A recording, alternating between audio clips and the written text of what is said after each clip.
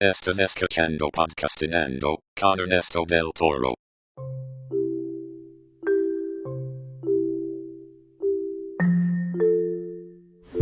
Hola, soy Ernesto del Toro y te doy la bienvenida a un nuevo episodio de Podcastinando.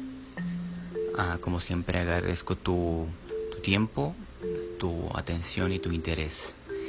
En esta ocasión vamos a hablar del tema del lenguaje inclusivo no binario, que fue un tema que estuvo contemplado para que formara parte de mi último trabajo ensayístico, Caja llena de cajas, pero que no me convenció el resultado de cómo quedó ese capítulo y lo dejé fuera, sobre todo porque en ese momento, hace 2 años, en el 2021, no tenía tan clara mi postura y qué pensar acerca del lenguaje inclusivo no binario. Por supuesto, siempre he estado a favor, pero sentí que debía de hacerlo de una manera no tan formal en ese entonces, porque, como te dije, no tenía tan claro, ¿no?, mis apreciaciones sobre el tema. Pero bueno, ahora creo que tengo la oportunidad de platicártelo de manera más libre aquí en el podcast. Fue un ejercicio de entendimiento, de descifrar qué es lo que sentía y qué pensaba acerca del tema y mis posturas, y bueno, también leer a las personas que saben del tema. Por supuesto, también leer a los detractores, que siempre también funciona. Y bueno, pues aquí vas a escucharme hablarte acerca de lo que, de mis apreciaciones, ¿no?, de lo que llegué por fin a resolver en mi mente. Tomar en cuenta que, bueno, hubo lecturas de a favor y en contra, y hasta de la RAE, ¿no? Que bueno, ya por el tema, el título del podcast, bueno, sabrás que la RAE también tiene algo de razón en cuanto al tema del lenguaje inclusivo no binario, y es muy interesante que la RAE no lo define como lenguaje, sino como estrategias inclusivas, y que esas estrategias inclusivas pues no son adoptadas por todas las personas, ¿no?, sobre todo por los detractores, incluso que la RAE lo comenta como estrategias inclusivas. Ahí está la decisión consciente de ser inclusivo o no. Y pues vamos a comenzar con el tema y a ver qué te parece.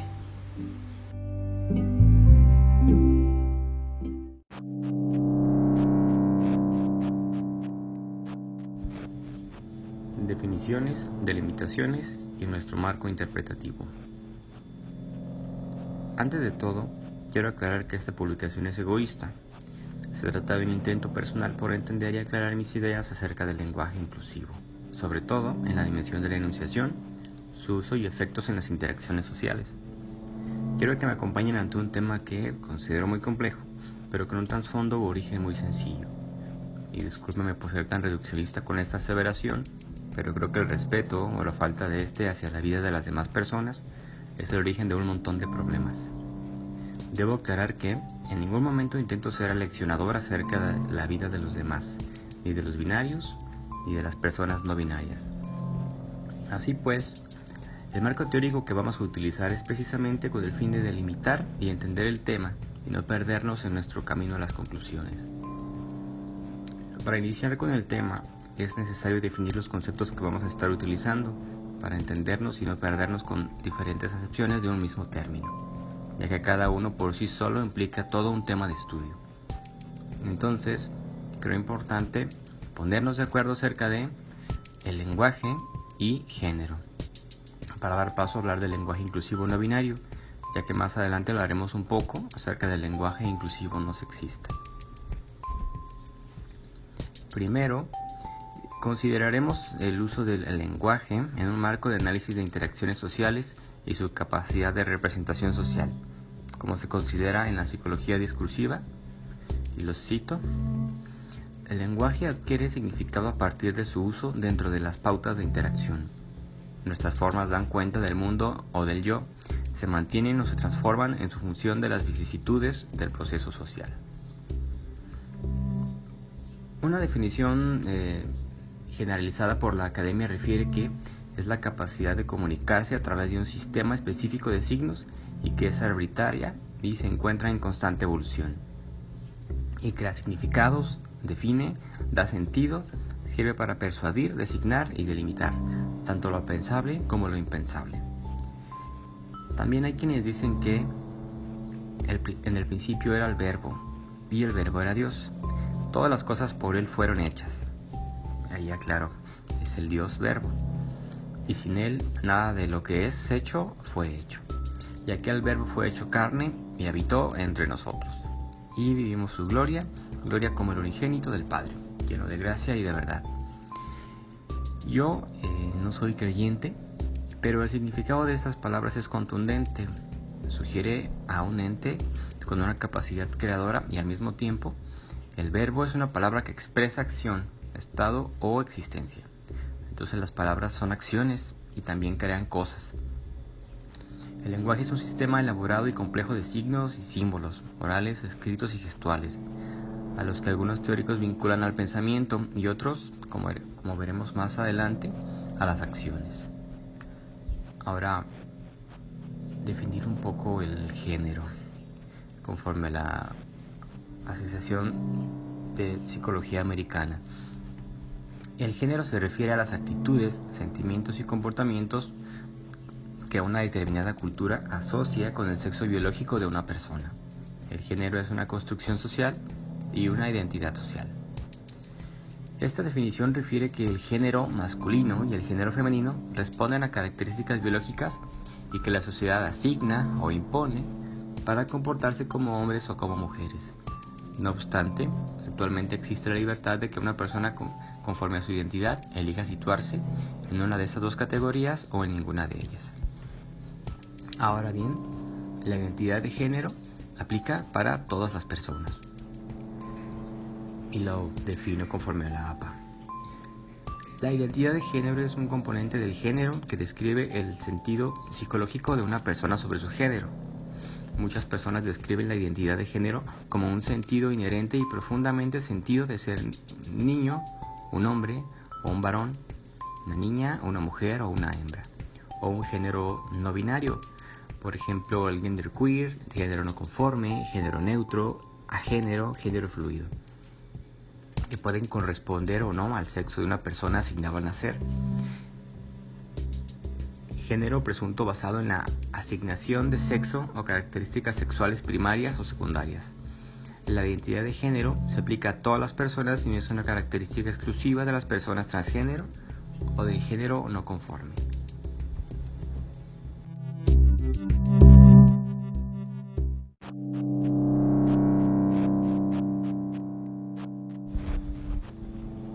Incluso hace décadas, la población homosexual adoptaba actitudes, sentimientos y comportamientos del sexo opuesto, que finalmente era continuar fortaleciendo en cierta medida la imposición de lo que debía de ser una mujer o un hombre.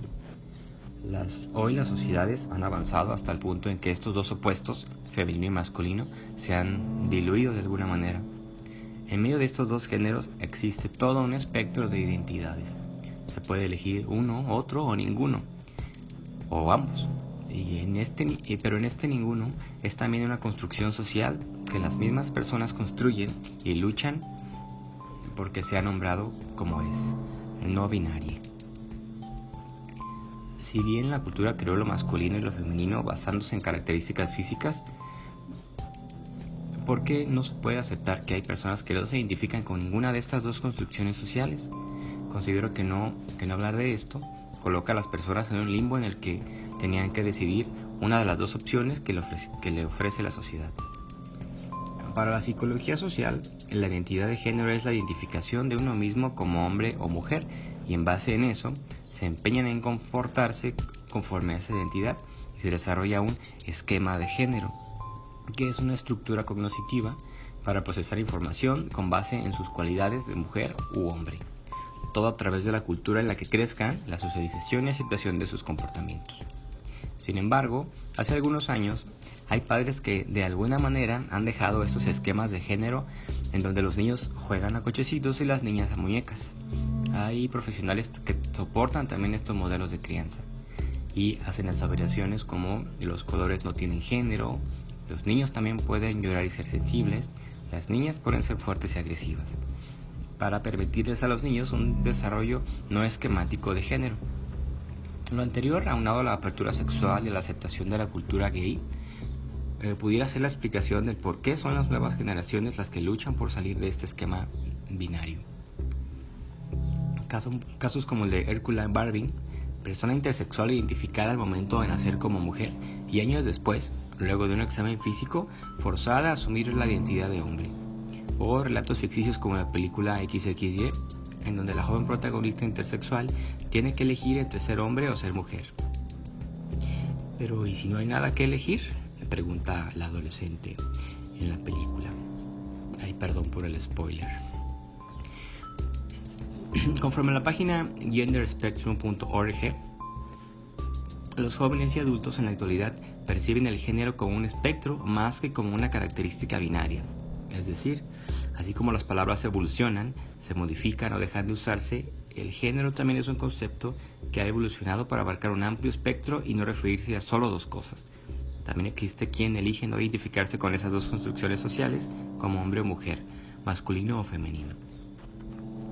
No obstante, a todo este cúmulo de información y definiciones, hay jóvenes y adultos que no logran comprenderlo de esa manera. Esto no es negativo en sí mismo, pues todas las personas tenemos derecho a disentir.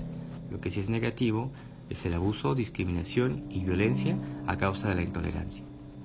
Entonces, la población que se identifica como no binaria ha optado por el uso del lenguaje inclusivo no binario.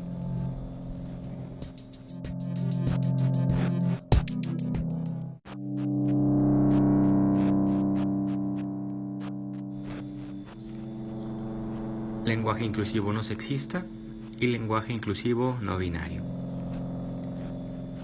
La necesidad de hacerse presente en el discurso social y el habla cotidiana es un tema que lleva años gestándose y que ha tenido frutos.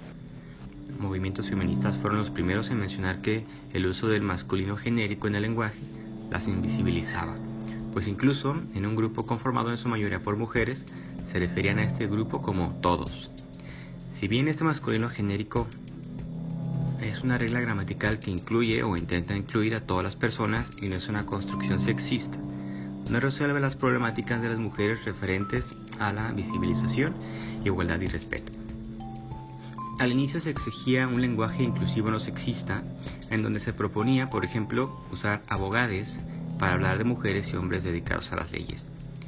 El uso del grafema E suponía algunos problemas y las personas que no estaban de acuerdo referían que eso iba en contra de las reglas gramaticales y que estaban deformando el lenguaje. No obstante, nuestro propio lenguaje cuenta con recursos para la inclusión. Por ejemplo, el masculino genérico puede ser reemplazado por enunciados. También el uso de los sustantivos hombres y mujeres, por ejemplo, el día de las niñas y los niños. También uso de artículos la, el, las, los. Por ejemplo, los y las empleadas, las y los empleados. Uso de títulos profesionales en masculino y femenino, como la doctora o el doctor. También uso de pronombres indefinidos. Por ejemplo, quiénes, alguien, personas. Se ha catalogado como cansado y rebuscado o que entorpece y corta el ritmo de la conversación. Sin embargo, esto, al menos de manera institucional, ya ha sido regulado. La Comisión Nacional de Derechos Humanos y algunas dependencias de gobierno han elaborado manuales para el uso del lenguaje inclusivo no sexista en sus instalaciones y documentos. Esto regula su uso y, lo más importante, visibiliza a las mujeres. Al regularse el inclusivo no sexista, se ha legitimado a través de instituciones, prevalece y es usado, sobre todo porque existen elementos lingüísticos para hacerlo y porque designan a dos géneros, a diferencia de la problemática con el lenguaje inclusivo no binario, porque además de que la no binariedad no goza de aceptación social total, nuestro lenguaje no cuenta con discursos que apelen a lo no binario, y esto es un problema de raíz para su designación lingüística.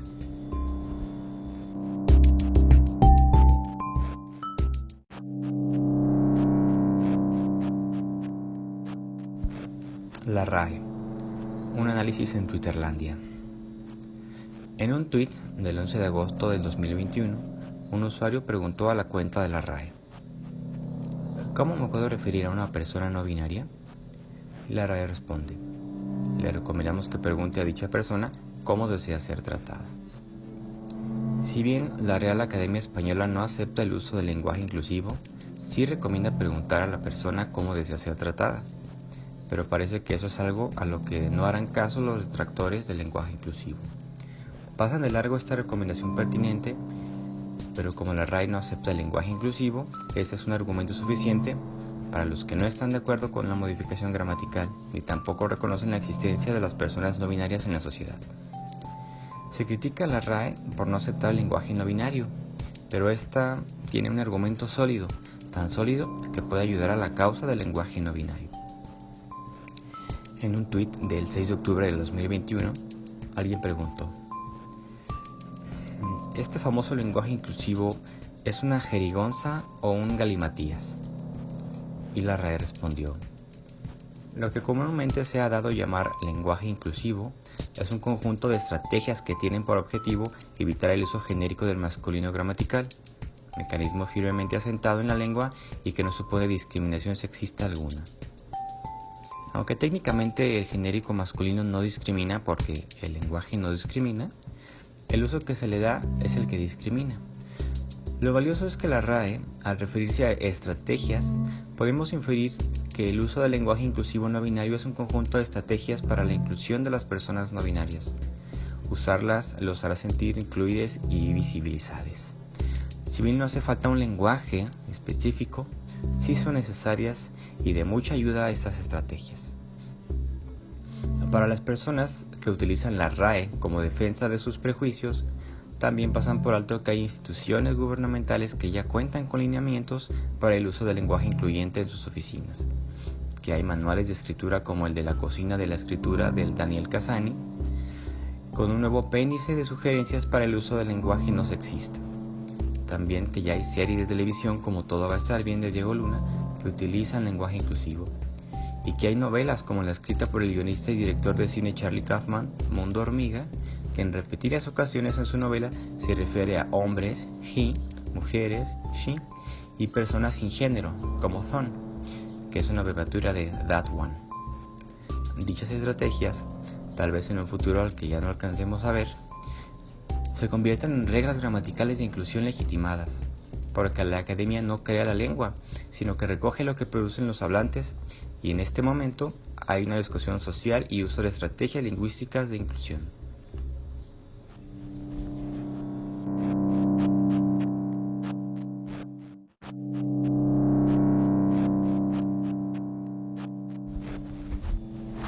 Detractores.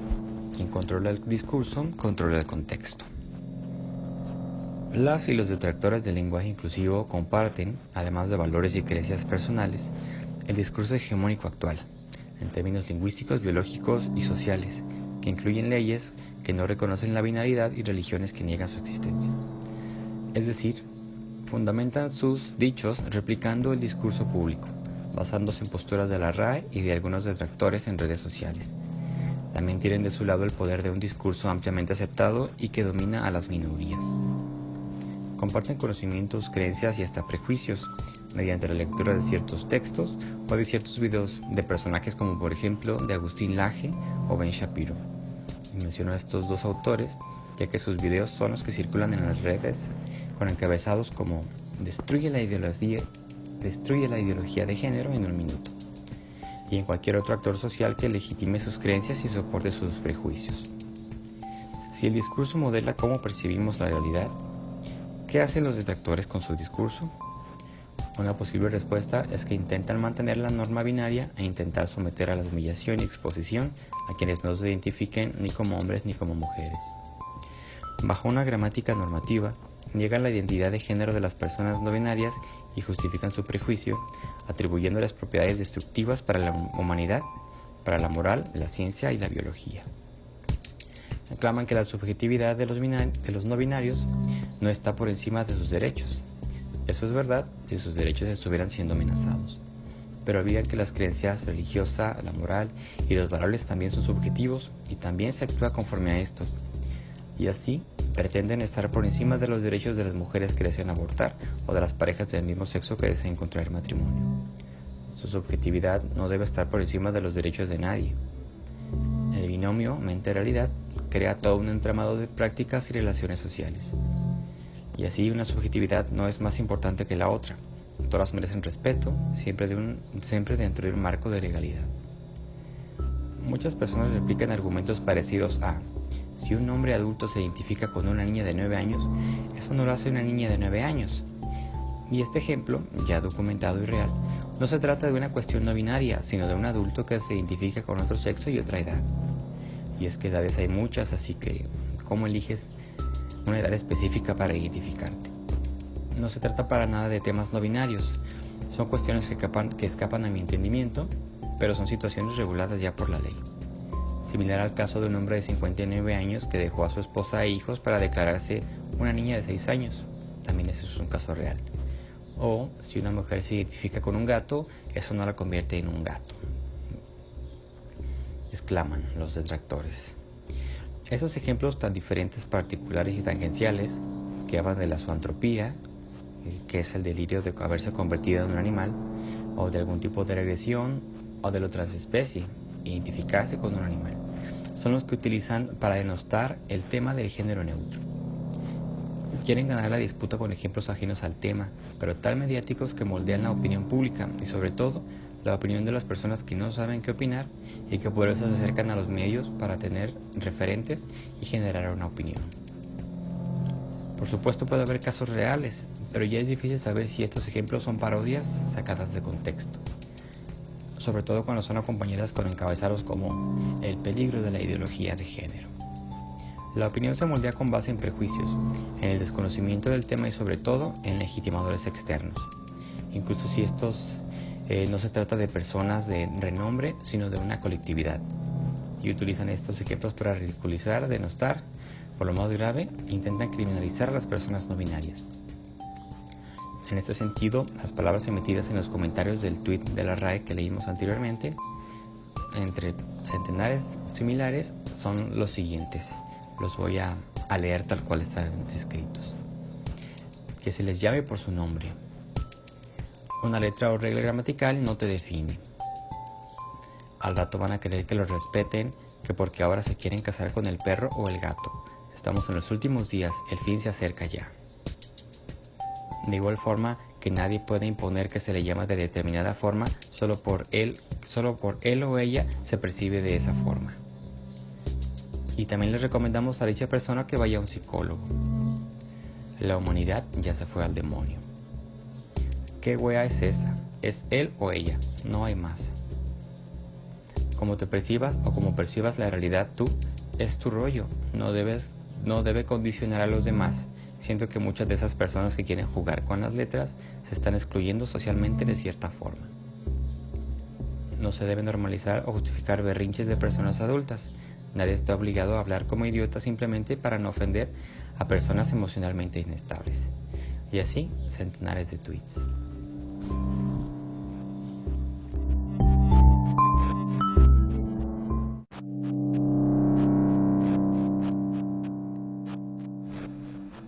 El lenguaje es realizativo. Al decir te apuesto 100 pesos, no solo es una descripción, sino el acto mismo de apostar. La acción no es pronunciar, la acción es el acto mismo de estar apostando. Es decir, cuando dices te apuesto, ya realizaste la apuesta, ya está hecho. John Austin los describe como expresión realizativa. Y cuanto más consideramos un enunciado no como una oración, sino como un acto lingüístico, tanto más estamos estudiando el problema en cuanto a acto. En este sentido, las personas se burlan tanto de lo trans, de lo no binario, de lo gay, sin considerar el efecto que sus palabras tienen en la realidad y sobre todo en la subjetividad de las personas de la diversidad sexual. No son opiniones, sino actos de discriminación. Muchas personas experimentamos las cosas primero a través de las redes y después en la vida real. Esto puede significar que el contacto con la población no binaria o trans u homosexual sea primero a través de un fenómeno viral o un video o una noticia cargada de prejuicios antes de poder conocer o conversar con alguna de ellas en la vida real. La creencia de que están confundidos o que quieren llamar la atención es la base de su negación de lo binario y con efectos reales: desigualdad, exclusión, angustia, depresión, ofensas y violencia. Todo esto forma parte de la historia de la población LGBTTI, a través de creencias, conductas y en ocasiones leyes que se van reproduciendo y replicando de generación en generación. Y en el presente hay personas mayores, adultas, adolescentes e infancias reproduciendo los mismos prejuicios que hace siglos.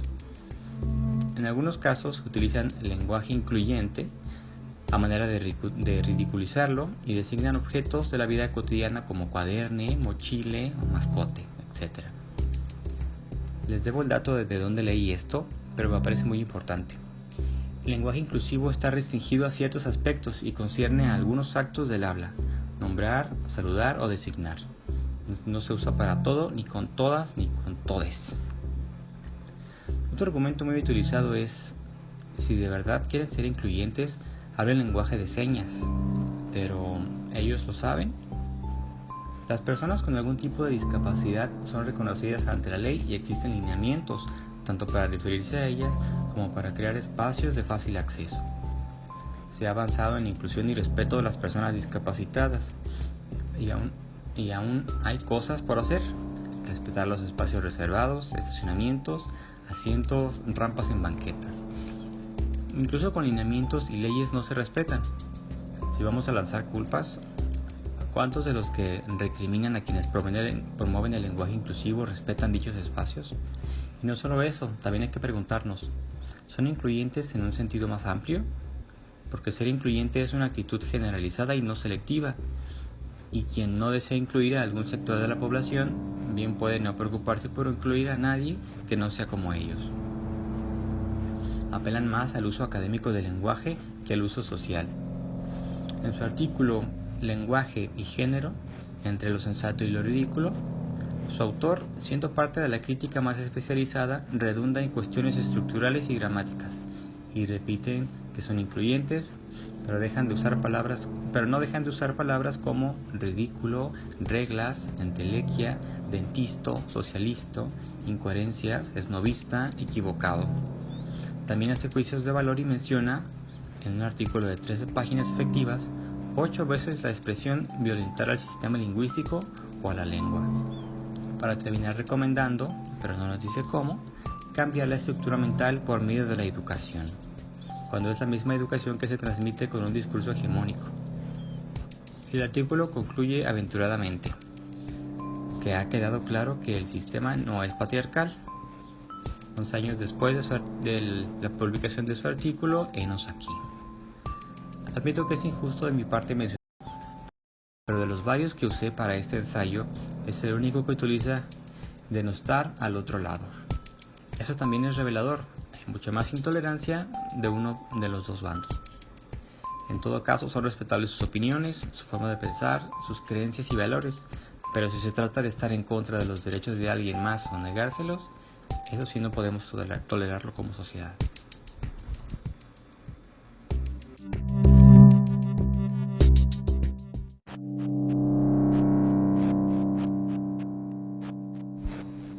Defensores as, defensor arrobas, defensorx.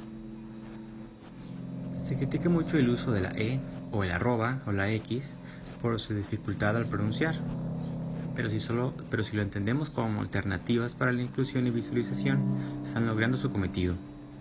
A pesar de que algunos de estos recursos no son lingüísticos como la arroba, esto no ha detenido a que se utilicen en pancartas, mantas, fanzines y muchos otros recursos gráficos para la comunicación y protesta. Estos símbolos tienen propiedades comunicativas, los ves y sabes de qué se trata. El objetivo principal es la visibilización de personas que históricamente han sido excluidas y, sobre todo, pugnar por hacer que existan jurídicamente, justo como lo menciona el magistrado Jesús Baena al momento de recibir su pasaporte, que lo identifica como no binario. Y lo cito: este es el reconocimiento del Estado mexicano a una persona jurídica que se fundamenta sobre el libre desarrollo de la personalidad. Cierro la cita. Muchos detractores refieren que esto va a crear vacíos legales al entregarle un pasaporte no binario, ¿no? como si una persona reconocida ante la ley como no binaria pudiera delinquir y quedar fuera del alcance legal, creando lagunas en la ley. Para esto, el catedrático penal Norberto Javier de la Mata refiere que, y lo cito, si la tramitación de la ley finalmente concluye con la posibilidad del derecho a la libre determinación de la identidad de género, sea cual sea la edad que lo permita, no se plantearán mayores problemas de carácter penal. Por supuesto, estos cambios en la ley deben ir acompañados de diversas modificaciones legales que, de no hacerse, cito nuevamente al doctor, pudieran producir situaciones de desprotección absurda, concluye el catedrático.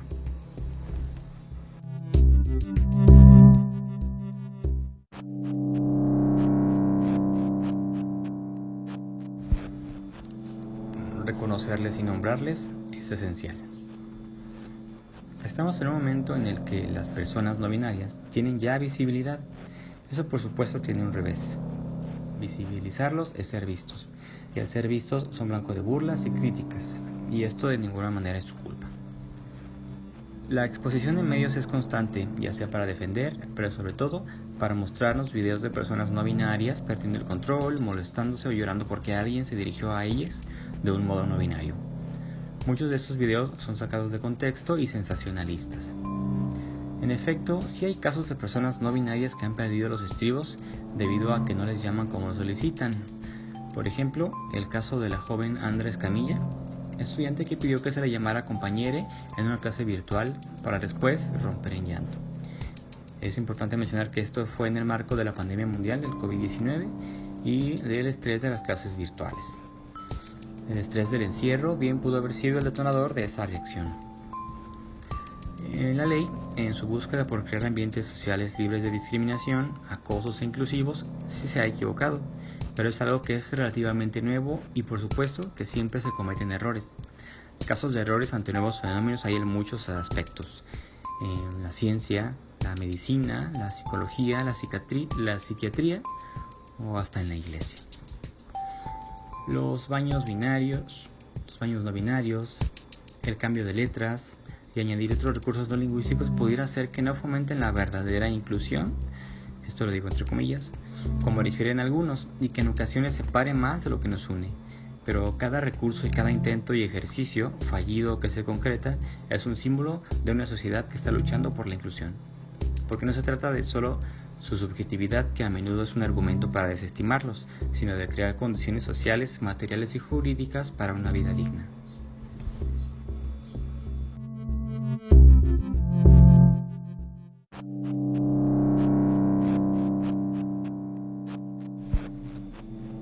El lenguaje construye realidades y designa sujetos. En redes, la discusión reemplaza a la realidad y este reemplazo se convierte en la realidad misma. Es decir, la experiencia real se reemplaza por la experiencia digital, siendo esta la única oportunidad de algunas personas para estar en contacto o saber de alguien que se identifica como no binario. Sin embargo, no es una discusión en forma, ya que prolifera un lenguaje de acoso y de burla.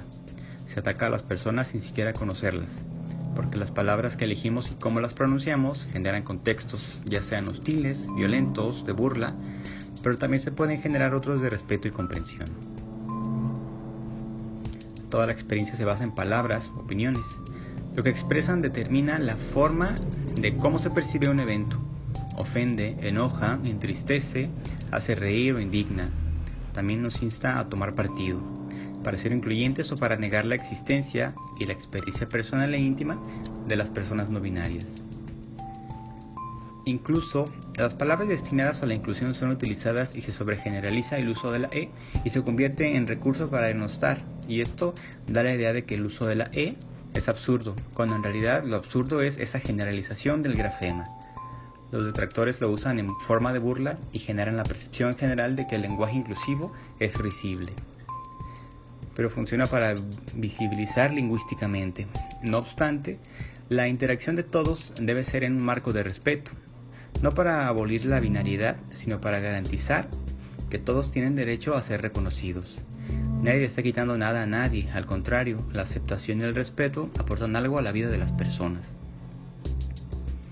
Es sabido que el pronombre ella Es una estrategia para diferenciarse de lo masculino y lo femenino, y engloba una expresión de género diferente a estos roles. Elena Bazán, en su libro El acto de nombrar, comenta: es un morfema, ella es un pronombre, y estos dos elementos han desatado en los últimos años una revolución entre quienes hablamos español. Sustituir la A o la O por la E para denominar un genérico neutro o no binario da como resultado palabras como niñes, todes y nosotres, que, más allá de ser significantes relativamente novedosos en el idioma, proponen significados y movimientos políticos sociales, inclusivos y lingüísticos a partir del idioma. La importancia radica en que las palabras coincidan con el sentir de las personas y que haya una correspondencia con su imagen y cómo son nombradas. Por eso son necesarias las palabras que puedan resonar en el interior de las personas y faciliten el hablar de su vivencia, desprendidas de los roles de género, de lo que se espera de ser hombre o de ser mujer, y que afortunadamente estos roles de género ya están cambiando. Se trata de inclusión no solo lingüística sino social, pues pueden adoptarse estrategias lingüísticas inclusivas, pero si no existen reglas o leyes que den forma a nuevas interacciones sociales, no habrá verdaderos cambios en la sociedad. Las prohibiciones y multas a veces son la única manera de que las personas dejen de hacer algo prohibido o de que hagan algo obligatorio. El lenguaje tiene efectos y consecuencias en ciertos espacios discursivos, ya sean la academia, la ciencia, política, la vida cotidiana y laboral, etc. Cada espacio puede crear lineamientos para legitimar el uso de estrategias inclusivas, ya sea en el lenguaje, en documentos y en las prácticas y relaciones sociales que allí se desarrollen. Un cambio de lenguaje puede modificar la percepción que tenemos del mundo, así como pronunciar una palabra puede liberarnos. No en vano las cosas se resuelven hablando. Una palabra también puede hacernos visibles para todos y ser escuchados, porque al que no habla, Dios no lo oye. Es necesaria una inclusión más allá de lo lingüístico, no solo para aceptar pequeños cambios en algunas palabras, sino de verdad un comportamiento y una aceptación no solo de las personas no binarias, sino de la gran variedad de las identidades y expresiones de género. No para legalizar conductas delictivas, sino para legitimar el trato digno. Porque hay una relación del discurso con el poder. Hay un lenguaje dominante de una ideología dominante y su poder simbólico. Muchas veces reduce a las personas a estereotipos denigrantes. Porque así como el lenguaje construye conocimientos, también nombra nuestra realidad, y en nuestra realidad hay personas experimentando el mundo de manera diferente. Si bien el lenguaje pretende incluir a todas las personas, con el uso del masculino genérico, el uso que se le da sí puede excluir, porque lo que no se menciona no existe, permanece allí como un ente difuso e indefinido. Estamos frente a una revolución de las nuevas generaciones en lo referente al género, en donde una tercera opción es el refugio de muchas personas que se sienten ajenas a los roles de género establecidos. Ver en el género un espectro de posibilidades de identificarse a sí mismas y tener libertad de mencionarlo y de poder vivir conforme a la experiencia interna. Es toda una colectividad de personas no binarias interactuando y relacionándose entre ellas y con los demás. Es también una revolución de las expresiones de género y la orientación sexual. Es todo un proceso interno de aceptar y aceptarse y enfrentar el miedo que puede generar enfrentarse a una sociedad que no estaba preparada para estos cambios y que le cuesta trabajo aceptar a los demás. Judith Butler escribió: si llegamos a existir por medio de la llamada, ¿podríamos imaginar a un sujeto al margen de su condición lingüística? Este sujeto es imposible de imaginar, no sería lo que es al margen de la imposibilidad constitutiva de dirigirse a los otros y de ser él o ella misma el objeto del habla. Si estos sujetos no pueden ser lo que son independientemente de esta relación lingüística que mantienen entre ellos, entonces podríamos entender esta condición lingüística como algo esencial al ser mismo de los sujetos, algo sin que los sujetos no podrían existir, puesto que la relación lingüística, la vulnerabilidad lingüística que existe entre ellos, no es simplemente algo añadido en sus relaciones sociales. Una de las formas primarias de toda relación social es la relación lingüística. Aquí termina la cita de Butler. Podemos concluir este apartado confirmando que uno de los objetivos principales del lenguaje inclusivo no binario es instaurar prácticas discursivas innovadoras y que correspondan a las nuevas representaciones.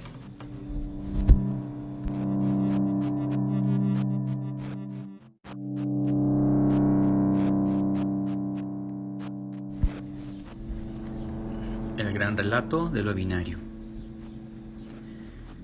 Hace algunos años el término contracultura permeaba en cualquier movimiento social, musical, moda, ideología, que mostrara su inconformidad con los valores establecidos. Era una ruptura de la continuidad de la reproducción social, que negaba la tradición y rendía culto al cambio. Era una dicotomía, cultura contra cultura, antiguo moderno. Porque así funciona el mundo, en sistemas binarios, bueno, malo, amigo, enemigo, cielo, infierno, creyente, ateo, rico, pobre, heterosexual, homosexual, capitalista y comunista. Eran y son posturas que construyen nuestra realidad a manera de grandes relatos, y que fuera de estas dicotomías no existía ni existe nada más. Jean-François Lyotard describe una de las propiedades de estos grandes relatos. Dan su legitimidad a instituciones de la sociedad o bien representan modelos positivos o negativos de integración en las instituciones establecidas. Ese era yo citando a Lyotard. La condición posmoderna abandona la certidumbre que daban estos grandes relatos, el relato de la Iglesia y la salvación eterna, el relato del capitalismo y el progreso como símbolos de bienestar, etc., porque ya no les son suficientes y sobre todo porque son sistemas injustos, segregacionistas y muchas veces violentos. Y en su lugar surge un sinfín de microrelatos, todos atomizados e individualizados, dando voz o haciendo visibles a una colectividad o a un individuo. En términos de género y sexualidad, el alcance de estos temas, al menos en el dominio público y las conversaciones cotidianas, llegaban hasta la intersexualidad, es decir, personas con órganos reproductivos y patrones cromosómicos que no se ajustan a la definición típica de hombre o de mujer. Eran los llamados hermafroditas. Era el punto más era el punto más alto en la conversación de sexo-género. Y claro, los medios de comunicación masiva o la discusión social se centraba en la imagen andrógina de David Bowie, o en si Juan Gabriel respondió "lo que se ve no se pregunta", o si algún actor se disfrazaba de mujer para interpretar un papel en cine o en teatro. Es necesario entender que en la actualidad existe una nueva manera de experimentar la identidad que puede ser producto de esta posmodernidad. El gran relato de lo binario, hombre-mujer, ya no es suficiente y esta es limitante y anula la experiencia interna de algunas personas. Es la individualidad de las personas, no solo de las no binarias, ni de las trans, ni de los gays, ni de los heterosexuales, un símbolo de nuestros tiempos. Gilles Lipovetsky, en su libro La Era del Vacío, habla de una revolución individualista. El ideal moderno de subordinación de lo individual a las reglas racionales colectivas ha sido pulverizado. El proceso de personalización ha promovido y encarnado masivamente un valor fundamental, el de la realización personal, el respeto a la singularidad subjetiva, a la personalidad incomparable sea cuales sean por lo demás las nuevas formas de control y de homogeneización que se realizan simultáneamente. Los medios masivos, la publicidad, la medicina, la psicología, la educación, el deporte, la sociedad, todo se ha fragmentado hasta el punto de que todo es tan específico para cada individuo. Comerciales y productos y hasta posturas políticas y religiosas, todas obedecen a algoritmos basados en nuestras búsquedas y gustos personales. Retomando, el órgano sexual ya no es el único referente de esos, permítame decirlo así, entes llamados hombre o mujer, de lo que se esperan comportamientos, actitudes y pensamientos específicos. Les no binarios rechazan estas figuras arcaicas y aceptémoslo, ser hombre o ser mujer también ha cambiado. Se habla de nuevas masculinidades y de empoderamiento femenino. La vivencia misma del género ha experimentado cambios profundos. La concepción del género es una concepción del mundo y de cómo funciona. Así, la juventud, junto con toda la demás población, está experimentando el mundo evolucionado y también está a prueba su propia capacidad de tolerancia e inclusión. El mundo cambia, la humanidad evoluciona y nos exige pensar y decir y hacer cosas diferentes, porque nada es estático, ni siquiera las cosas más fundamentales.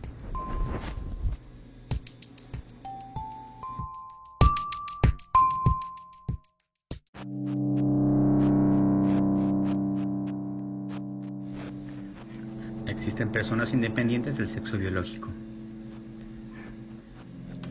Toda persona, por el hecho de existir, goza de personalidad jurídica, es decir, está sujeta a derechos y obligaciones. Como consecuencia del desarrollo que han tenido los derechos humanos en el ámbito internacional, podemos afirmar que actualmente todos los seres humanos son personas en sentido jurídico.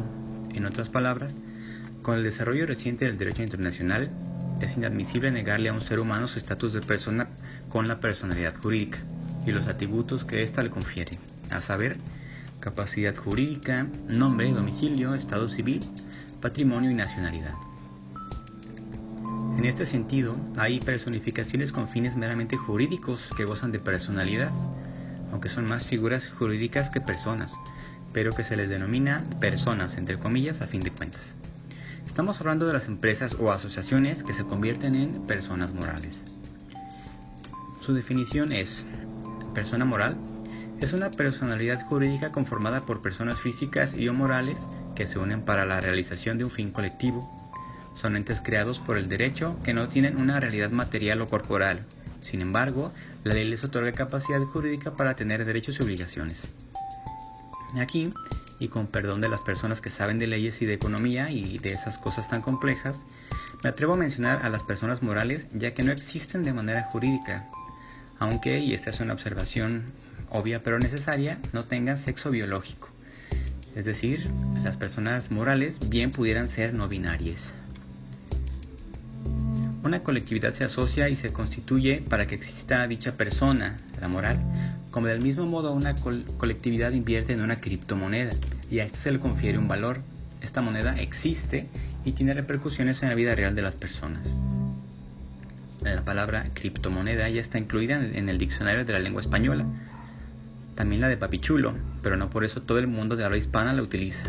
Entonces, ¿por qué los detractores sí aceptan algunas palabras y o modificaciones de la RAE y otras no? Quizá tenga que ver con sus prejuicios, tanto de género como prejuicios lingüísticos. Al mencionar a las empresas es imposible no pensar en las marcas y corporaciones y su papel en la inclusión. Todas las marcas se apropian de toda lucha social. Esto no debe sorprendernos, y en ocasiones son las mismas corporaciones las que en su deseo de lo políticamente correcto cometen errores en detrimento de la misma inclusión que defienden, o mejor dicho, de la misma inclusión que venden. Por ejemplo, Disney no lo ha hecho con personas no binarias, pero ya ha dado sus pasos en inclusión de personajes de la población LGBTTI en sus películas, y según un reportaje del Heraldo de México, Pixar y Disney están trabajando para promover personajes transgénero y no binarios en sus próximas películas. El problema, al menos con Disney, es que su inclusión se siente forzada. Toma una vieja historia y le añade nuevos personajes. Esto es mejor que nada, claro, pero aliena a las personas en contra de la inclusión. Deberían de concentrarse, como se ha dicho muchas veces, en crear historias nuevas que traten de la inclusión y al mismo tiempo dar oportunidades a nuevos y nuevas creadoras para contar historias nuevas, asegurar las condiciones para que puedan hacerlo, recursos tanto materiales como económicos y libertad creativa para que cuenten historias de inclusión nuevas y realistas.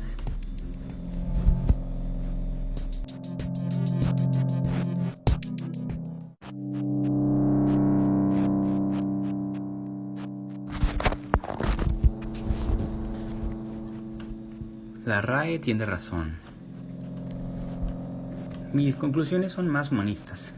Abogo por el respeto, la tolerancia, la inclusión, la amabilidad y cuando no se pueda, al menos ser educados con los demás. Toda la teoría a favor y en contra de la no binariedad, ya sea lingüística, biológica, psicológica o social, el Estado debe de conciliar este antagonismo para asegurar la existencia de ambas posturas, no de eliminar a ninguna de las dos. Abogando por la construcción de una sociedad más equitativa sin restringir o negar derechos. La RAE tiene razón, pero los detractores del lenguaje inclusivo no binario no lo quieren ver. Existen estrategias para la inclusión, pero deciden no usarlas. La inclusión debe ser desde la conciencia, que abarque y se dirija a todas, todos y todes. Como lo dijimos hace un momento, se trata de instaurar prácticas discursivas innovadoras y que correspondan a las nuevas representaciones.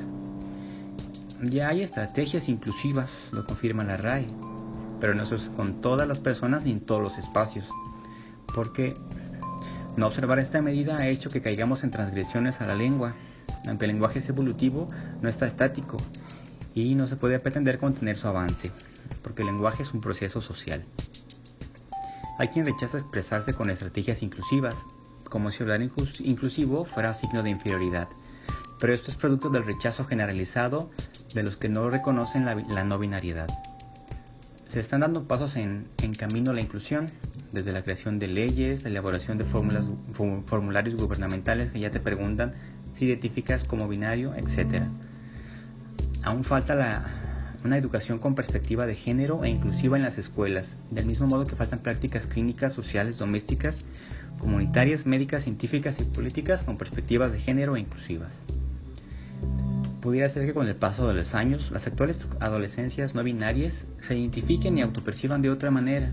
Eso a todas las personas nos ocurre, pero existen las llamadas crisis existenciales, en donde nos cuestionamos aspectos de nuestra vida y hacemos cambios.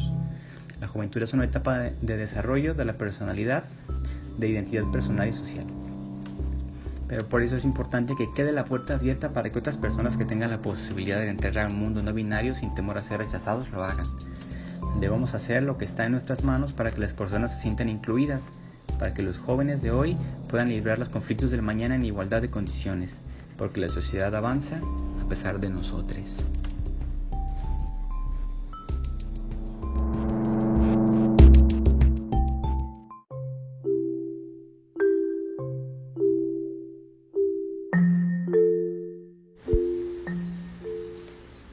Pues así concluye este breve ensayo. ¿Qué te pareció? Ya me dirás tú si estás de acuerdo, no estás de acuerdo, si tienes una postura diferente, concuerdas conmigo en que incluir a las personas nos aporta más que excluirlas.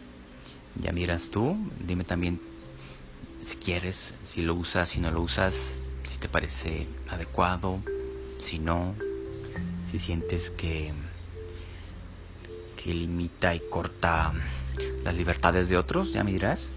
Pero siempre recordar que, bueno, hay que ser lo más incluyentes posible que se pueda, ¿no?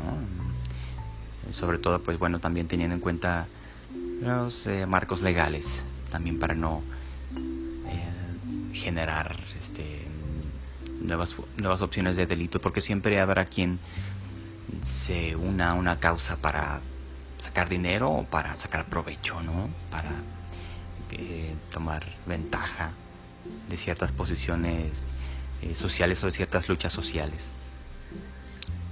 Y pues ya, coméntame si te gustó el episodio, puedes compartirlo, puedes hacérmelo saber. Estoy abierto a tus comentarios, como siempre, y espero que pues te encuentres bien y nos estamos escuchando en un próximo episodio. Hasta luego.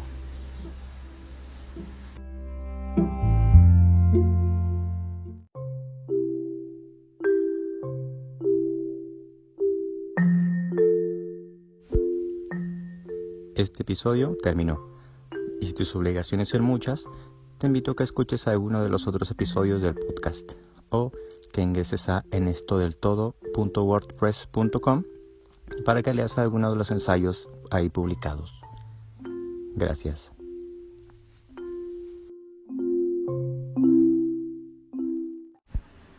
Este episodio fue grabado en junio de 2023.